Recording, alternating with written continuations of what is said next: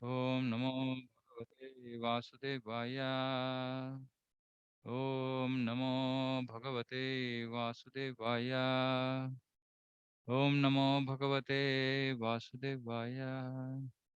Om Agnanatimirandasya Gnananjanashalakaya Chakshurunmilitam Yena Tasmai Shri Gurave Namaha.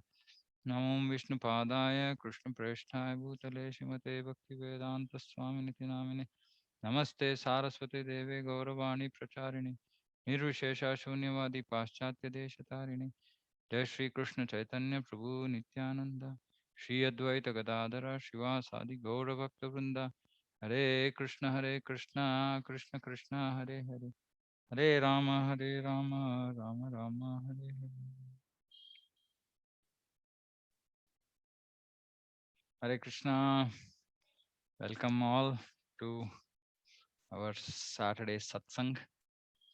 I was just discussing with few devotees before others joined. So this, I'm doing a like a recap of Bhagavad Gita, the key verses, key instructions in Bhagavad Gita, which are absolutely required for all of us for daily meditation. Actually, once I prepare, I'm just putting them together in some slides, so I will share across the slides.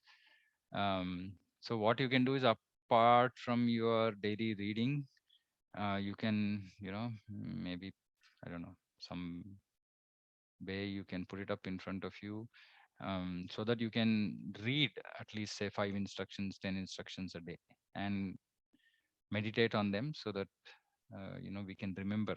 Mm. Um, Actually, we have the knowledge, but we forget, for two reasons. If we are always in Krishna consciousness, then we don't forget. When we go into Maya consciousness or non-Krishna consciousness, then we forget. And for the time that we are hearing, we feel that, yeah, I know, right? And once we are out of the class, or once we are into our day-to-day work, etc., um, we seem to forget. So it's important that we keep. That is why Bhagavatam also says nididhyasanam. Nididhyasanam means this is nidhi, this is wealth. It has to be churned. Churning has to happen. That means that we have to keep continuously thinking about it. Okay, so last week we covered summary of chapter 1 and chapter 2. Those who could not attend, kindly you can go over the lecture that I had, the recording that I had shared, uh, so that that can help us understand the first 2 chapters. Now we are going to the third and fourth. I'm going to share some slides. And my request is, if anybody has any doubts, questions, feel free to interrupt, because this is not like a normal structure of a class or anything like that. The idea is that all of us should get benefited by this. And once we finish the summary slides of Bhagavad Gita, then we will go into Bhagavatam. Okay. Okay, so this is chapter 3.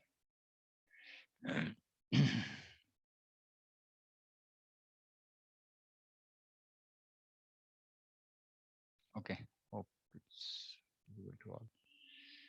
Chapter 3. Um, so please don't go forward. So if I'm reading 3.5, you please stick with me with 3.5. That is the reason normally I don't put slides, because when we put slides, everybody, normal tendency is to start reading through future points, and then we won't be in the present. Then we'll be in the future. We should try to be in the present. So I will read each verse, and along with that, it will help you also read along. So that's the reason why I'm sharing these slides. Okay, chapter 3, 3.5.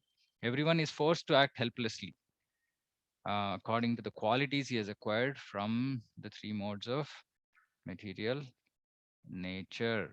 Therefore, no one can refrain from doing something, not even for a moment. This is talking. So this basically helps us to understand how we need to deal with people. Mm. Um, So everyone is forced to act helplessly. We, including ourselves, we all act helplessly. So this is the first point. Unfortunately, we don't recognize this helplessness of ours, and um, typically when we are dealing with other people, be devotees, non-devotees, etc., we somewhat change that helplessly to intentionally, um, right? And we think that others are doing things intentionally. Actually, it is not. Uh, unless we come into Krishna consciousness, we develop a real advanced level of consciousness. We are dragged helplessly based on by nature. We are dragged helplessly by what? By the qualities we have acquired from the modes of material nature. Mm.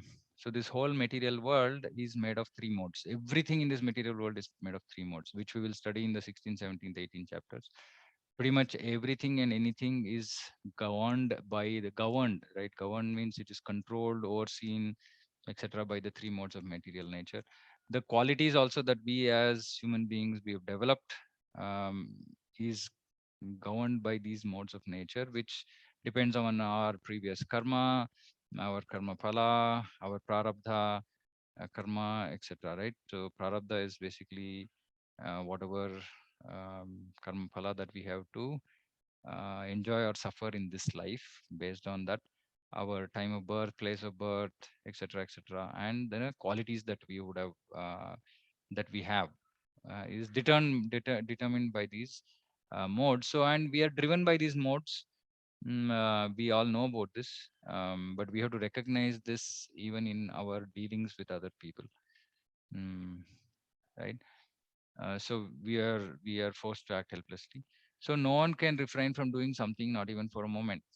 So basically, it is recognizing how much we are controlled by the modes, and whenever we end up with any kind of negative emotion towards anybody, be it anger, depression, frustration, uh, we're feeling bad that somebody said something, etc., etc., we have to recollect this verse, right? This 3.5 is the key, and it actually helps us uh, to deal with people in a Krishna conscious way, knowing that everybody is bound.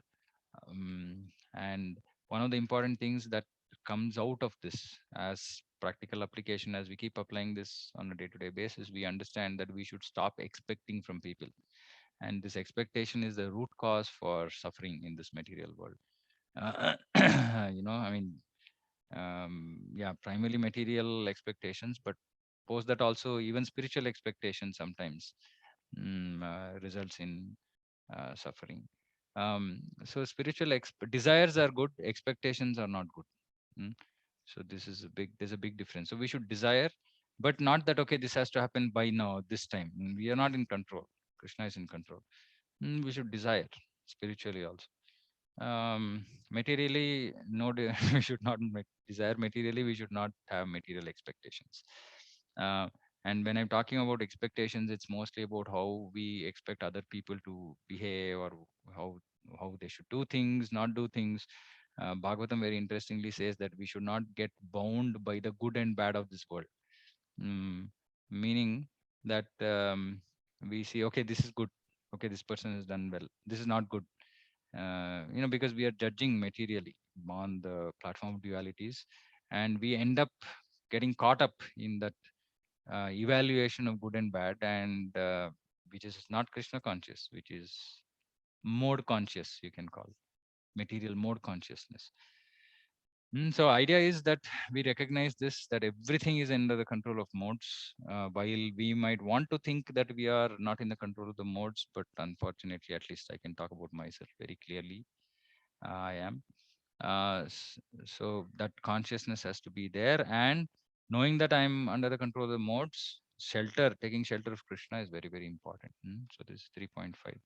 3.7. If a sincere person tries to control the active senses by the mind and begins karma yoga and Krishna consciousness without attachment, he is by far superior. So there is a comparison discussion here between should one renounce or should one do karma yoga. Buddhi yoga, Arjuna misconstrued, or he misunderstood it as gnana, meaning no work.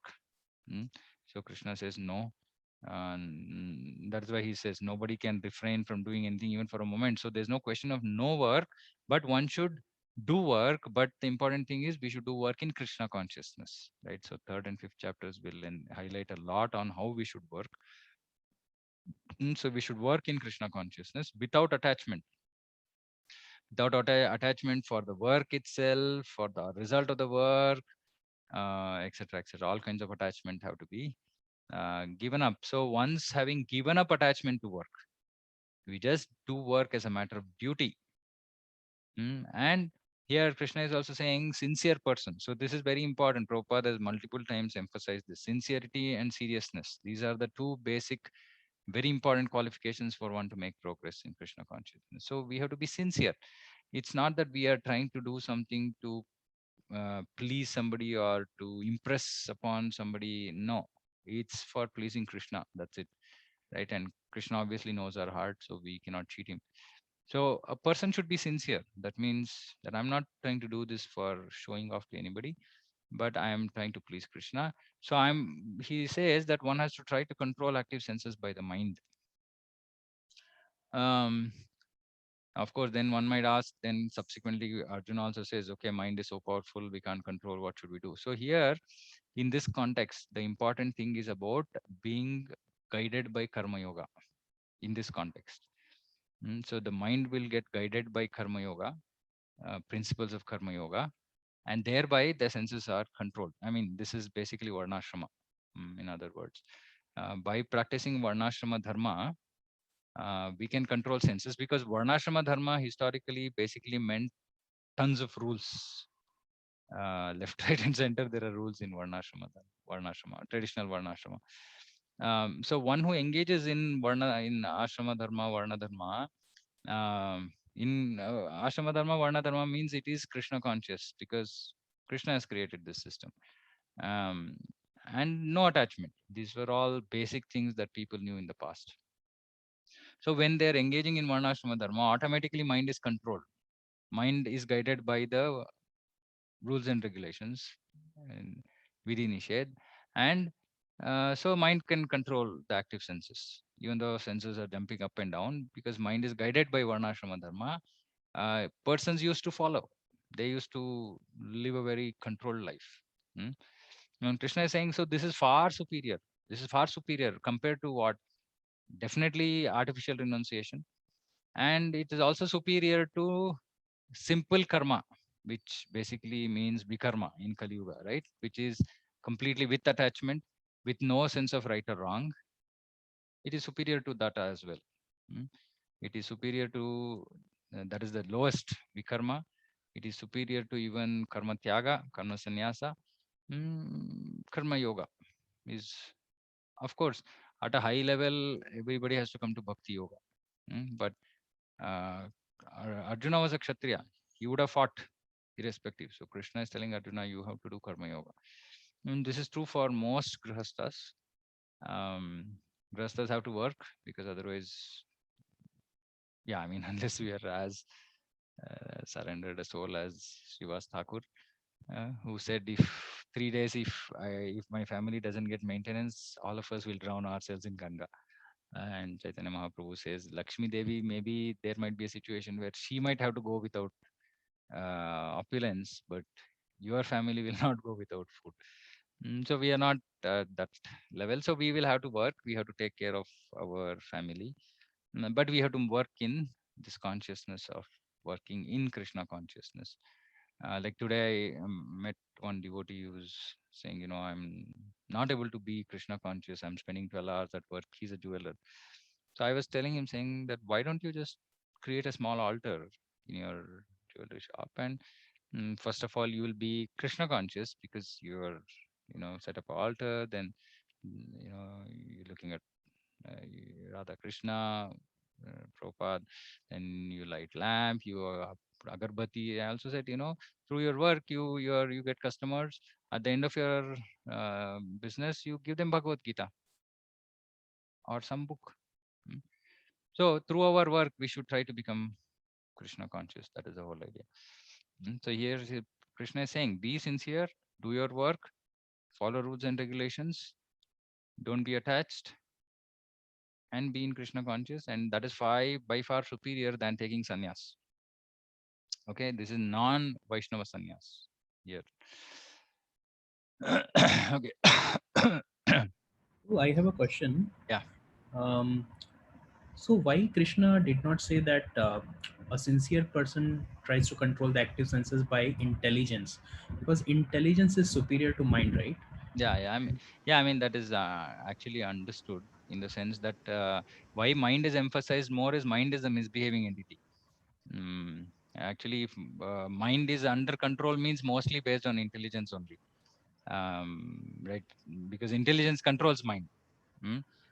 But here specifically, intelligence is implied. Mind control of mind is highlighted because uh, yoga means indriya samyama, and the boss of all senses is the mind. Mm. And the misbehaving, mostly the misbehaving child is the mind all the time. Okay. So the highlight is to control the senses by the mind, and automatically mind is controlled by knowledge, which means intelligence, etc. Okay. Uh, 3.8, perform your prescribed duty. For doing so is better than not working. One cannot even maintain one's physical body without work. So this is again clear. Prescribed duty is as per Varnashrama, based on the Varna and Ashrama that one is in. One has to do the particular duty, their particular duty. So we should know this. Um, it is ideal to work in this way. Uh, if there is some kind of a setup that can enable you to do that, it is very good.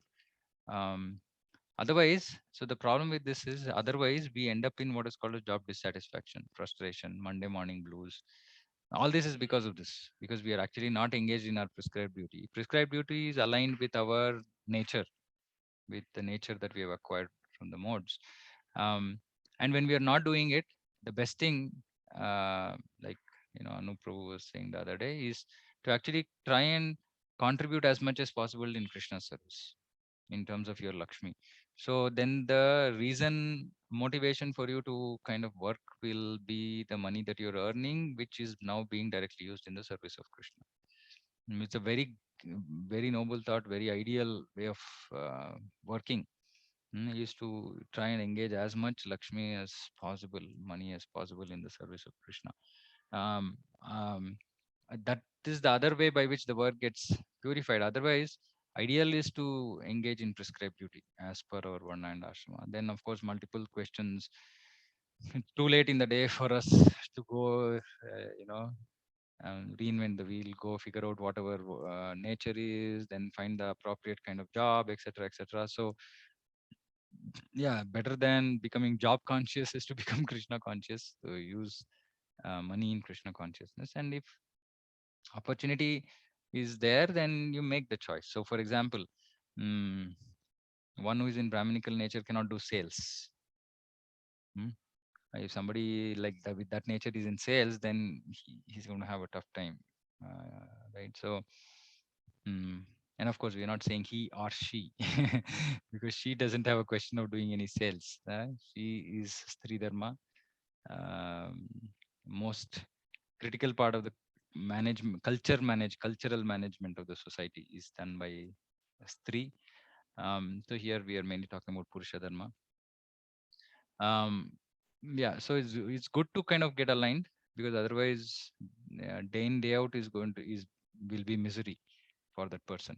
I myself experienced this for some part of my life, where I had to do sales marketing role, and I was like, oh my god, it's just not possible for me, and I was suffering. And at that point of time, I didn't know. After that stint of work is when I came into Krishna consciousness, and I understood, saying that, oh, okay, this is because I'm doing something which is not in line with my nature. Okay, so that is very important type of work that we engage in. If it is aligned to our nature, then we are also generally happy doing that work. Otherwise, we are generally suffering. And many devotees ask this question, saying that, okay, I'm working, and you know, how do I remain Krishna conscious? Is very important. that externally also we create some kind of a Krishna conscious environment at work. Of course, now because it's mostly work at home, it's easy. But when people go back to their work environments, etc., create a Krishna conscious desk. Uh, um, Apart from, yeah, definitely using the outcome in Krishna service, because when we start using the outcome in Krishna service, then it becomes work for Krishna. So then it is not binding, and at the same time, it also clears our consciousness to a great extent. Okay. So now Krishna goes on how to work. 3.9, work done as a sacrifice for Vishnu has to be performed, otherwise work causes bondage in this material world. If it is not done as a sacrifice for Vishnu, like we discussed, one is following Varnashrama itself is sacrifice for Vishnu, other is using the outcome in the service of Krishna. Therefore, O son of Kunti, perform your prescribed duties for his satisfaction, and in that way you will always remain free from bondage. Interestingly, Krishna is using the word for his satisfaction, because there's reference to Vishnu. uh, so though they are same, they are different. uh, Krishna and Vishnu are same, but in that role as Palana Karta, Srishti Sthiti Laya. So the uh, in the role of maintainer of this material world, Krishna is saying he is the maintainer. Okay, so you better do your work for his satisfaction. And in that way, you will always remain free from bondage. So this is the most important thing. One, at the initial level, it is nishkama, without attachment, without expecting result, etc. But most importantly, it has to be for Krishna's pleasure. So that is very key. That is how we have to work. 3.10, in the beginning of creation, Lord of all creatures sent forth generations of men and demigods, along with sacrifices for Vishnu, and blessed them by saying, be thou happy by this yagna sacrifice, because its performance will bestow upon you everything desirable for living happily and achieving liberation. See, this is very interesting. See, we should understand this Vedic way of life was um, not just for future oriented. It is also today. One can live happily even today by following the Vedic way of life. And of course, then eventually, and seen in this whole Vedic system, everything that we work for in this life is accomplished only in the next life, which means that you don't get any fruits right away. Everything, like for example, if bhakti also, when we perform, going to Krishna or achieving perfection doesn't happen. It happens only at the end of the life, when this material body has to go. Only then we actually experience the result. If anything else that we experience during this life is more of like side effects. Meaning, we do bhakti and we say, okay, there are so many changes that are happening in me. Yes, that is side effect of bhakti, not the main effect. The main effect of Krishna prema we will realize only at the end of life. So in this Vedic way of life, everything we do for in this life is for actually next life. Hmm? But the system itself is such that if we live a Vedic way of life, we will also be happy in this life. Hmm? So this is very, very nice, right? So he's saying you do sacrifices, yagna. You should do yagna, because then by doing yagna will give you everything. And we know that, Sankirtan yagna for this Kali Yuga will give us everything. Mm, Devotee will not have any want or lack of things. Whatever is required for living a Krishna conscious life, a devotee will get. Mm. So even in this life, one can be happy. Of course, this happiness is not the sense gratificatory happiness, right? This is just the pure, simple, pristine, pure form of happiness, right? Which is not based on material objects, material things. So one can live happily. Mm. Yeah, because mostly this section of people who will follow this instruction will be in Sattva Guna, and they are happy that they are living life as recommended by the Lord, and they're doing things to please Him, so they're happy. Mm. And even if they don't have bhakti, if they're doing it for with some personal, like I want to achieve some liberation, etc., still it is good. Still it is good. Kama sarva kama va moksha kama udarati hiti vrena bhakti yogene jeta purusham param. And of course, practice of bhakti is very clear. We are happy by doing Sankirtana Yagna. by practicing bhakti, and at the end of the life we achieve perfection. Mm. So this living a Krishna Vishnu centered life is work life also, is what Krishna is highlighting here, saying that yes, while you're doing karma yoga, integral part of karma yoga is for you to do sacrifices. So please do sacrifice. Okay. 3.13. Devotees of the Lord are released from all kinds of sins because they eat food which is offered first for sacrifice. Others who prepare food for personal sense enjoyment rarely eat only sin. So we know this. This is the main verse which is highlighting the importance of prasadam, food offered to the Lord with love and affection, and then they're subsequently consumed as His mercy. Um, and so, few things about this. There should not be any instance for those devotees who are serious in Krishna consciousness. There is no question of eating non-prasadam. And we need to plan. So yesterday, there's some instance where we were discussing about, okay, I'm traveling, what do I do? Um, yeah, previously when at work, so I used to travel to Egypt, and inevitably, no question of prasadam. So we used to carry stuff. Sometimes, if it is 2 day, 3 day visits, sometimes just chapatis which were already done, I take it and eat it with curd. Any milk product we can procure from wherever, and we can offer it to Lord. Mm, maybe eat with curds or with sugar or with honey or whatever, as in it's fine, right? Otherwise, you can, if there is facility, you can take a rice cooker, and yeah, you can make preparations. We don't have to. We will not starve. Devotees will not starve. And of course, when we go to places where there are other devotees, other ISKCONs, etc., we should plan in such a way that we can have. So there are no exceptions. There should not be any exceptions, and we should work towards it. Initially, there might be exceptions, but slowly and steadily, as we become more and more fixed in Krishna consciousness, there should not be exceptions about eating prasadam. Only and only prasadam should be had. And apart from milk, sweets, and inevitably sometimes bottled water, and of course, I mean, fruits and vegetables, we know nothing else should be bought from the shop. I mean, whatever we cooked, prepared food, right? Like we might buy spices, this, that, and all that for cooking. All that is inevitable in this modern material world. So we buy, but nothing else. Right? No bread, biscuits. Uh, yeah, I mean, and nothing cooked or pre-prepared. Like for example, even pasta or Maggie. I mean, nothing, right? So sometimes people keep asking, saying that, okay, these are they cooked, are they not cooked? No question of eating non-prasadam, basically. mm, and even if we get fruits, we should make facility to offer, even if you're traveling. If we don't have an altar, we can have a photo. If nothing, then mentally we can offer.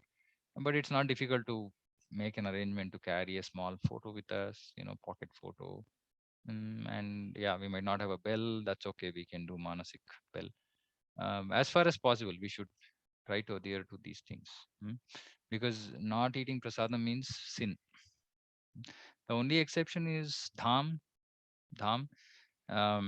where, of course, there's no question of onion, garlic, and it has to be paka sattvic food. So, for example, we might go to Melukote sometimes, and we might, there are brahmanas who are cooking. Sri Vaishnavas are so pakka in their practices. We can eat when they cook. They can cook, and we can offer to the Lord and eat, but not in hotels and restaurants and all that. Should completely avoid. Okay, 3.16. One who does not follow in human life the cycle of sacrifice thus established by the Vedas certainly leads a life full of sin. Okay, this is a preaching verse, right? We should tell people, saying that, see, if you don't do sacrifice, yagna, then you're living a life full of sin as per Vedas. Living only for the satisfaction of senses, such a person lives in vain. So we should use this and preach to people, saying that don't waste your life. Don't live a sinful life, because sinful life results in future suffering. You better do yagna. And they'll say, okay, what yagna? Very simple, Sankirtan yagna. Just chant Hare Krishna. Because sometimes people, when they are given this scare of some sins and suffering and all that, they might hear, right? Um, that will also be pious people. I mean, non-pious people, they will not care. But this is a good. Um, we can use this for preaching to people. But for one who takes pleasure in the self, whose human life is one of self-realization, who is satisfied in the self only, fully satiated, for him there is no duty. Now, Krishna is also saying that, okay, while I told karma yoga, but who is it for? Who doesn't have any duty? What kind of a person doesn't have any duty? This kind of a person who takes pleasure in the self. Pleasure in the self means that he knows that he is Atma, that he is not this body, and he's happy in the activities of the self, which is bhakti. uh, so he takes pleasure in that, takes pleasure in knowing that, okay, I am the self, so I am not this body, I engage in Krishna's service. So he takes pleasure in that, right? Whose human life is one of self-realization. Mean every moment of his life is nothing but trying to progress on that path of self-realization. Self-realization for us basically means I am servant of Krishna and I have to realize that position, mm, uh, of perfect position of servitude. And who is satisfied in the self alone. That means that he is not necessarily um, uh, caught up in the activities of the body. Mm. Sometimes, we have to do certain things mandatorily to take care of this body. For example, we might take some medicine sometime, we might have to go to a doctor, etc., etc. That is fine. That is just for maintaining the body, not like gym types, not like going to the gym. But yeah, but if you have to walk or maybe do some bit of exercise, etc., which is okay, which is for the maintenance of body and soul together. But primarily focus is self, and is fully satiated, is fully satisfied with this. Such a person doesn't have any duty. So which means that one who does not have any kind of material attachment. uh, Such a person doesn't have any duty to perform. So even if he doesn't do work, it is okay. But then also Krishna also says that, such a person doesn't have a reason to not do duty also. So do as a matter of, yeah, whatever action, yeah, great man performs. Next, yeah, next couple of verses. He's saying, do because others will follow you. So you do your work. It's okay. A self-realized man has no purpose to fulfill in the discharge of his no purpose to fulfill in the discharge of his prescribed duties. He might be doing his duties, but there's no purpose, because people normally who are not self-realized, they have purpose to fulfill, right? Because they want to buy stuff, they have so much of demand on the money that is coming in, etc., etc. But the self-realized man has no purpose, nor has he any reason to not perform such work. So there's no reason for not performing also, because anyway he's completely saturated in the self. So he'll just engage in the work. It doesn't matter. It doesn't. He's not getting impacted by the consciousness of their work, etc., etc. So for such a person, it doesn't matter if he works or it doesn't work. Doesn't matter. Hmm? And also, such a person, he does not depend on any other living being. So this is very, very important. A Krishna conscious person always depends only on Krishna. Depend doesn't mean things like, okay, I have to, I'm not well, but if I go to a doctor, does it mean that I'm depending on the doctor? No, the doctor is just an instrument. But whether that medicine will work or not, dependence is on Krishna only. So we go to the doctor, take medicine, but we depend on Krishna. So we don't depend on any other living being, which means that we don't surrender to any other living being, saying, "Oh, you are my everything." No, Krishna, you are my everything. Everybody else, they just have some roles to play in our life, and we accept those roles. That's it. Nothing else. Mm. And yeah, whatever action a great man performs, common men follow, and whatever standards he sets by exemplary acts, all the world pursue. So, and this is very important, especially because we are great in the eyes of our children. At least that's how it used to be before, earlier days. So we have responsibility, to do things in an exemplary way, so that our children can, see and learn from us. And of course, then there are leaders of, you might be a leader in your family, in the society, etc. And yeah, you can then set an example for others to follow. And when we are preaching, actually, we have to set an example. Otherwise, Chaitanya Mahaprabhu said, don't preach. You follow and preach. Whatever you follow, you preach. So we have to try and follow that. Okay, so as not to disrupt the minds of ignorant men attached to fruitive results of prescribed duties, a learned person should not induce them to stop work. So now this is, till now it was about a self-realized person. Now next is talking about somebody who is completely ignorant, which means general person, general mass. Don't ask them to stop work. Rather, so this is for preachers again. When we preach, somebody has come new to Krishna consciousness. Don't just ask them to say, "Oh, okay, okay, your work is against dharma, and you just stop work." No, rather, by working in the spirit of devotion, we should engage them in all sorts of activities for gradual development of Krishna consciousness. Somehow or the other, we should just engage them in activities of Krishna consciousness. For example, if they have a vehicle, then we say, okay, sir, can you drop me from here to there, or can you take me from here to there, or this program is happening, we need some money, if you can contribute.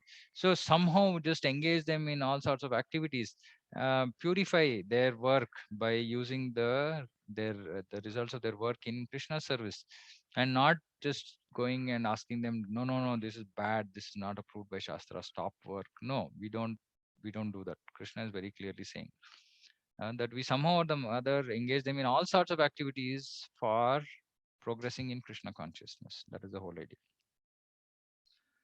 The spirit soul, bewildered by the influence of false ego, thinks himself the doer of activities. Oops, sorry. Thinks himself the doer of activities that are in actuality carried out by the three modes of material nature. Ankara vimudatma kartahamiti manyate. So this is so prevalent. I mean, all of us are stuck in this. Anything good happens, first thing that comes into our mind, see, I did. Mm. That is why Bhaktisiddhanta Saraswati Thakur always, somebody calls him, Maharaj, please come for preaching program. Yes, comma, Krishna willing. So this all great souls, like I've seen my own Guru Maharaj, is one in Bhakti Vikas Maharaj, all that time is, okay, we will meet tomorrow for Mangalarti, Krishna willing. And we should understand this, saying that, you know, uh, especially in Krishna consciousness, it's so easy to understand that we are not the doers. We should open up our eyes to that reality, because this is the first step to actually killing false ego. That I'm separate from Krishna starts with this, saying that, oh, see, I did this. Somebody done some nice cooking, prasadam, devotee say, oh, nice. I did it. No, yeah, Radharani's mercy. Uh, you know, uh, so we should understand that we are just instruments. Mm. Um, and yeah, when there is something bad, we obviously point finger to the neighbor. Oh, no, no, no, I didn't do it. This person did it. So we should not be bewildered by this influence of false ego. And so we should know that I am not the doer.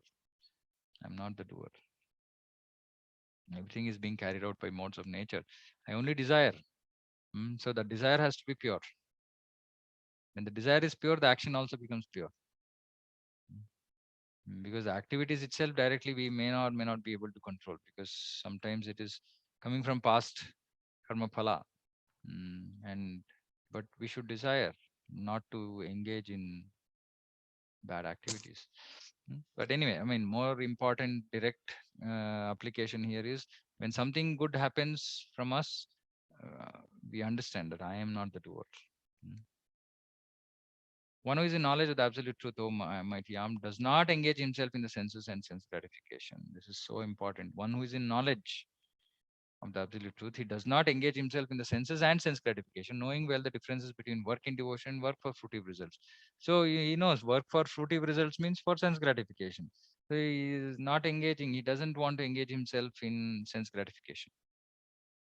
So he wants to engage his senses only in the service of Krishna. Why? Because he's in knowledge. He's in knowledge of the absolute truth. Knowledge of the absolute truth means Krishna, I'm his servant. I should engage only in his service.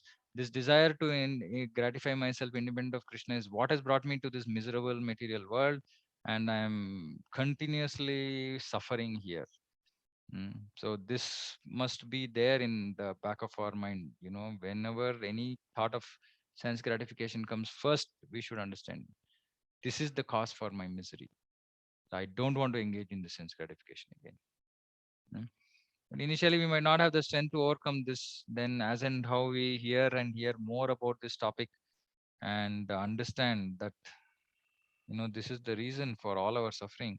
Slowly, we wake up, we are awakened, and we tend to. Uh, when that consciousness increases, we automatically engage more in Krishna consciousness. More we engage in Krishna consciousness, the less the sense gratification will become. So it becomes very easy to manage. But if you are artificially, that is why Prabhupada always said, don't try to artificially control senses. Vishaya vinivartante niraharasya dehinah rasavarjam rasoprisya param drishtva nivartate. So we should engage in activities bhakti because it is param drishtva. It gives us that higher taste for the senses. Then it's very easy. Then we know that we no point in engaging in this lower activities of sense gratification because they are just binding and they're suffering. They cause suffering. So this is the sum and substance of this third chapter. Before the last part, which is lust, in terms of how to work. So Krishna is saying, surrender all your works unto me with full knowledge of me, without desires for profit, no claims of proprietorship, free from lethargy, fight.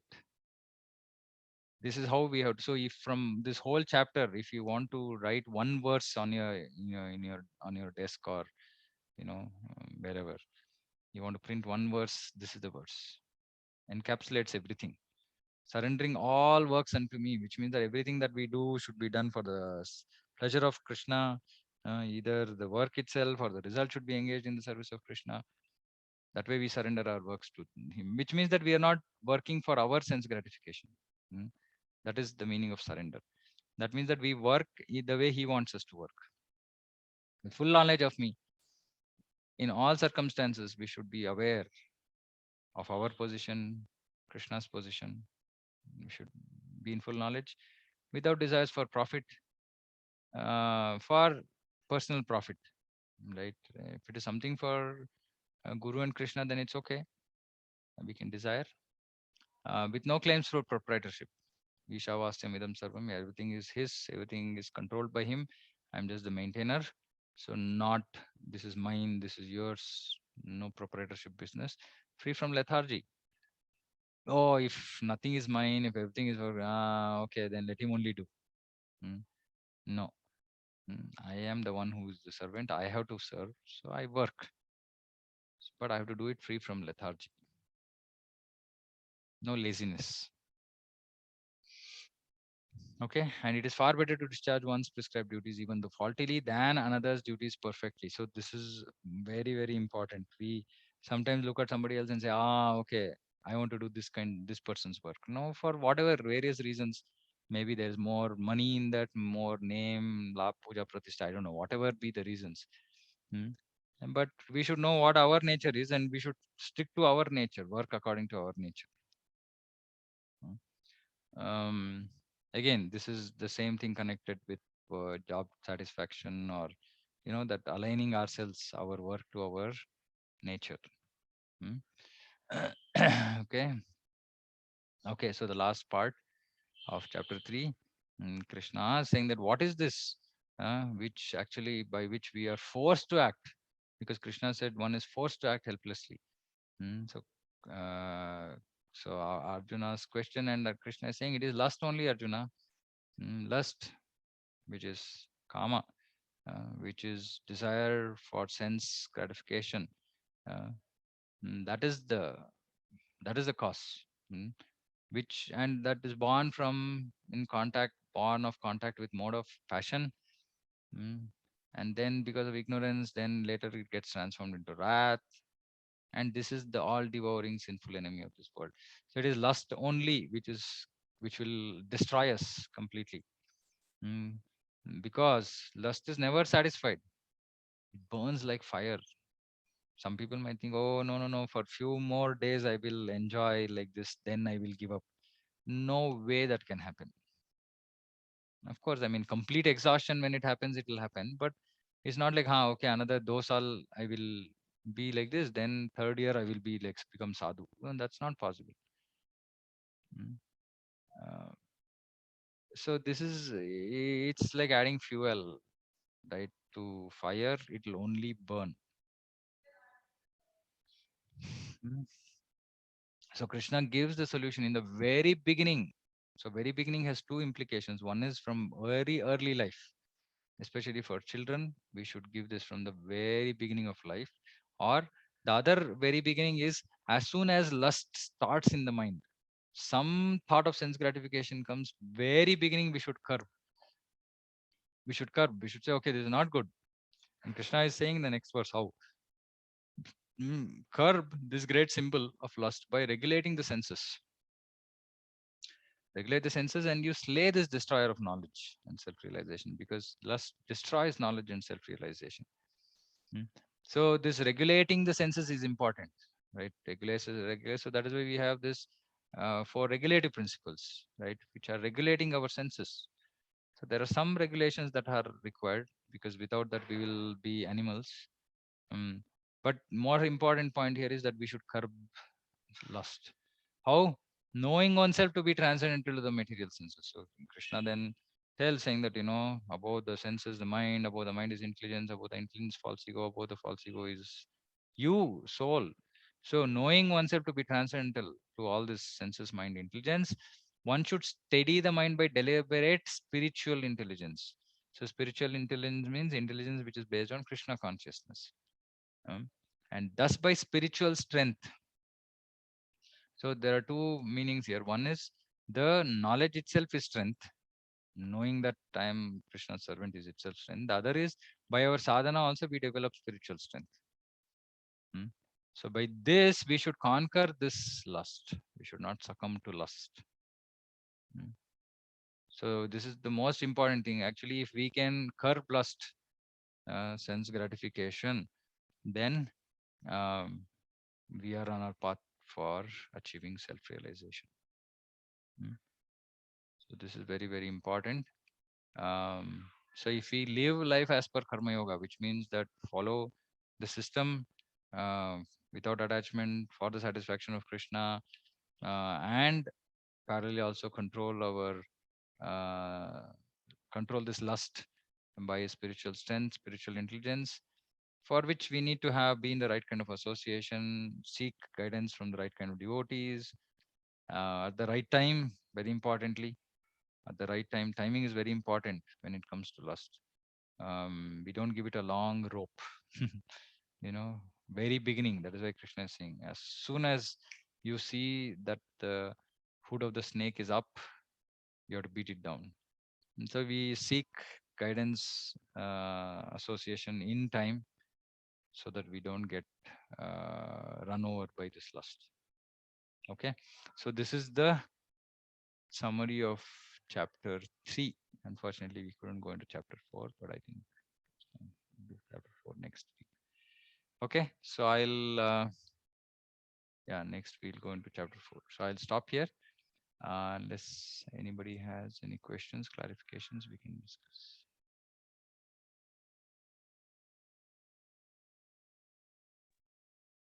Bro, I have a question. Yes, bro. So, when Lord Krishna mentions that we should not try to disturb the understanding of the people, Yeah. about the general masses, right? So it is from the understanding that we should not disrupt their Yeah. understanding, and also the focus on one's own prescribed duties. So prescribed duties, because one might be comfortable in executing those duties and slowly try to come towards mode of goodness as per varnashrama, right? So that there is no risk of Mm, falling down. Is that the understanding? Or no, no, no. Okay, so here the focus. See, there are two things here. One is when we are talking about ignorant men, irrespective of whether they are doing work as per varnashrama or not, we don't just dislodge them overnight, right? Because uh, it will unsettle them. The idea is just somehow engage them in Krishna consciousness, because see, eventually they have to come to Krishna consciousness, right? Engage them in Krishna consciousness. Slowly they will only realize, saying that, oh, what I'm doing is wrong. Okay, or maybe there's oh, okay, what should I do? They should come and ask. Okay, I'm doing like this I don't after discussing, hearing classes, etc., this doesn't look like this is okay. What should I do?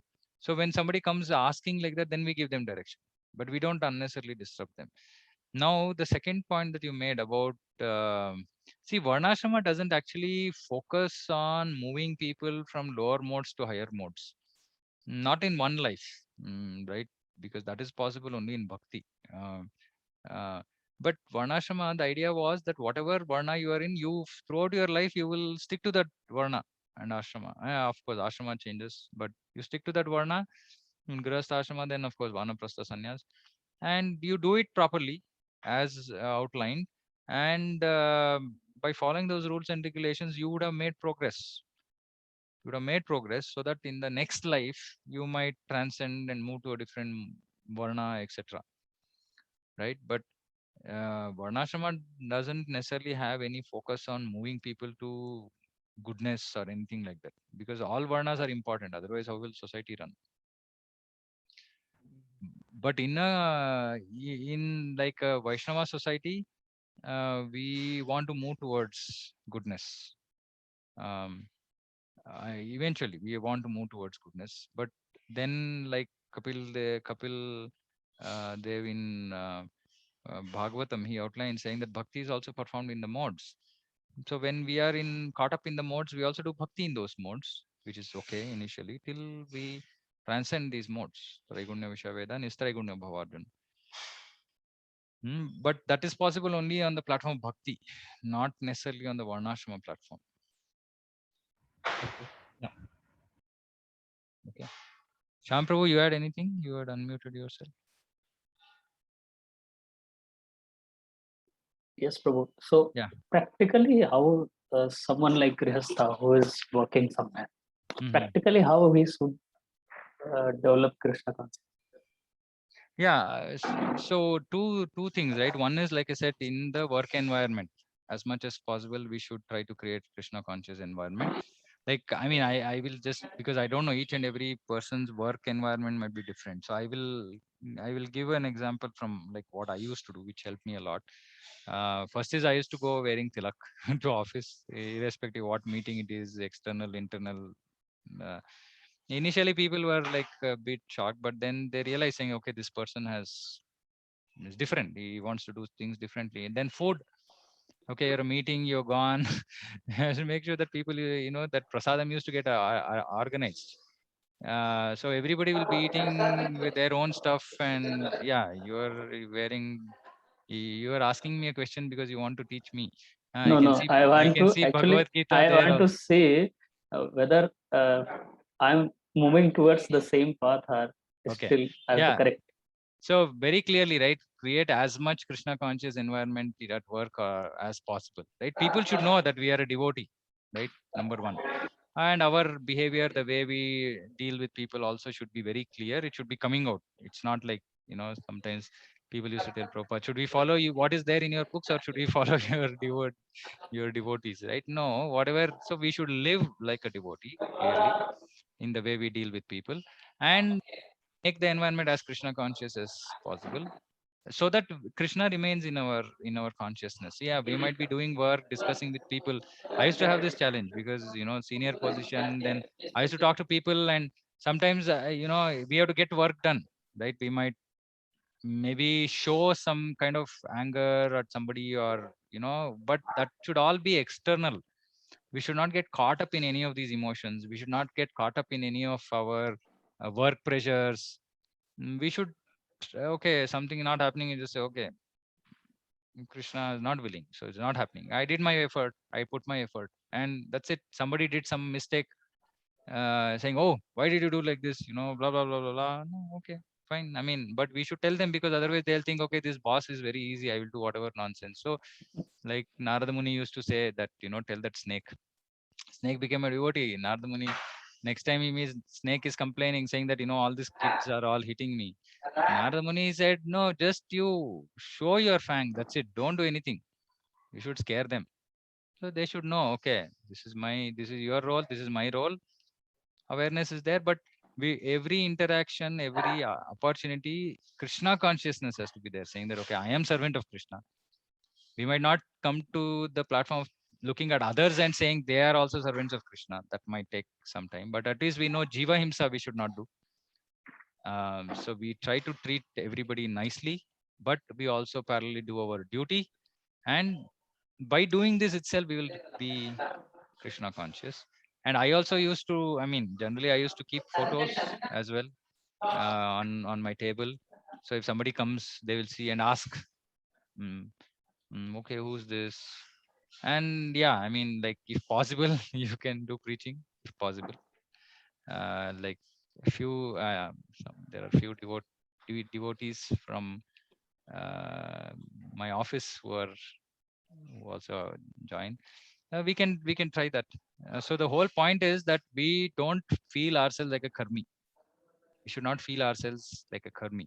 Any point of time we are feeling like just another person on the street, another manager at work or whatever, that is wake up call, saying that I'm not doing something right, and then figure that fine tuning that is required. Is that okay, Okay, bro? bro. Yes, bro. Yeah, Much little. more clear. Thank you. Thank you, bro. Okay, anybody else? Hare Krishna, Prabhuji. Yes, yes. Krishna says the lust is born out of mode of passion. Yeah. Yeah. So what about ignorance? Does ignorance also give rise to lust? No, ignorance is indolence, laziness. It's also lust, but not the active kind of lust. If somebody has to sense gratify, they have to do some activity, so they can't completely be in the mode of ignorance. Their desire might be in the mode of ignorance, but even to fulfill that, for example, if they have to drink, they have to get up and go somewhere, get something, etc. For that requires passion. So it is actioned in the mode of passion.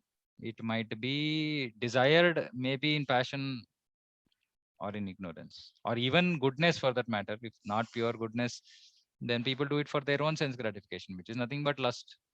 But even for that, you need action. You need action, right? So that is why it is mode of passion.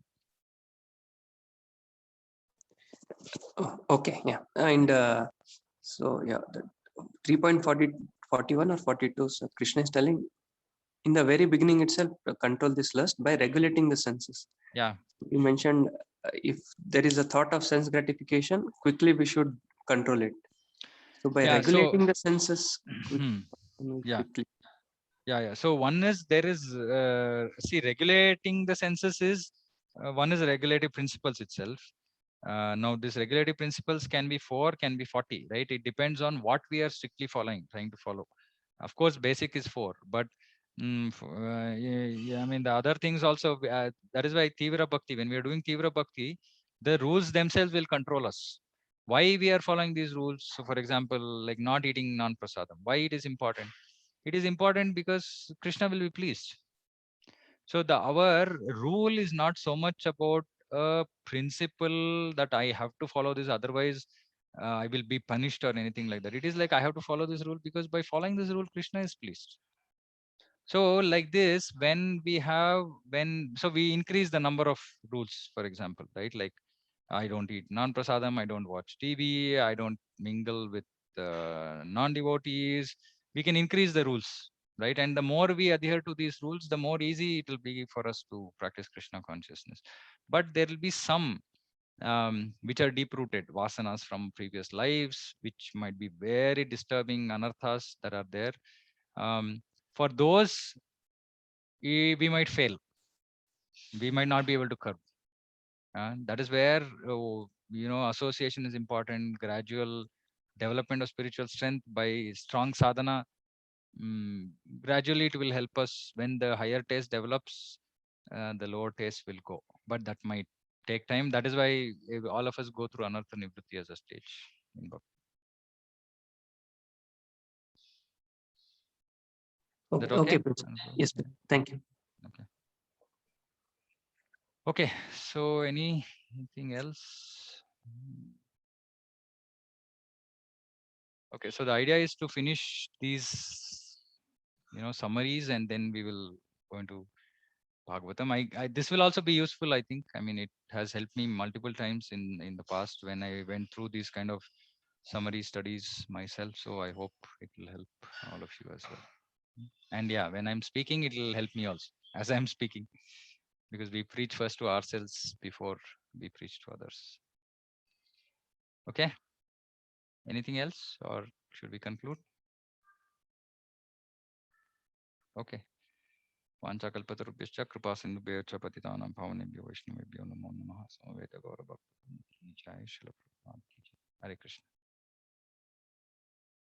Hare Krishna. Hare Krishna. Yeah, Hare Krishna. Hare Krishna. Hare Hare Krishna. Krishna Prabhuji. Hare Krishna Mataji. Hare Krishna Prabhu. Hare Krishna Mataji.